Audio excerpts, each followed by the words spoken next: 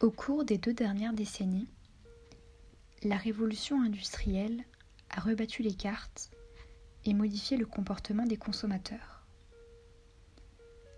La révolution numérique est motivée par le choix individuel ou collectif. De ces innovations est né le e-commerce, fonctionnant sur le principe d'échange de biens par l'intermédiaire de réseaux numériques, notamment Internet.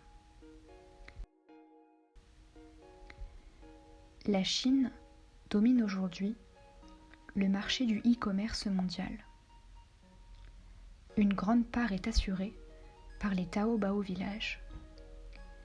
Il s'agit d'une communauté rurale chinoise tournée vers le e-commerce via la plateforme de vente en ligne Alibaba, lancée en 2003. Le Taobao Village est à l'initiative d'une collaboration entre le gouvernement chinois, une banque et le géant du e-commerce Alibaba, qui tient la première place du marché chinois à rayonnement national. Ainsi, le gouvernement chinois a financé la formation au numérique de 10% des ménages ruraux. L'entreprise privée Alibaba est propriétaire du village Taobao. L'objectif est de relancer l'activité économique des zones rurales à proximité des infrastructures de transport telles que les aéroports, les gares et les autoroutes. Les commerces sont basés sur des ressources locales, des produits artisanaux ou manufacturés. Aujourd'hui, 7000 villages, contrairement à 3 en 2003, participent à l'étalement urbain.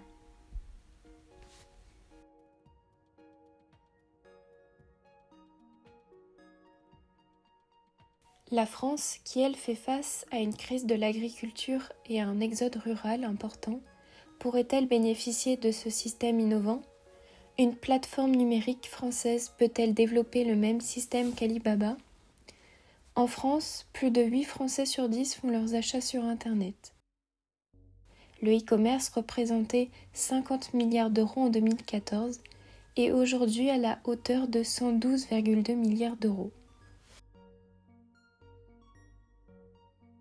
La crise du monde agricole français fait face à une réelle surmortalité des agriculteurs. Un agriculteur se suicide tous les 2 jours en France.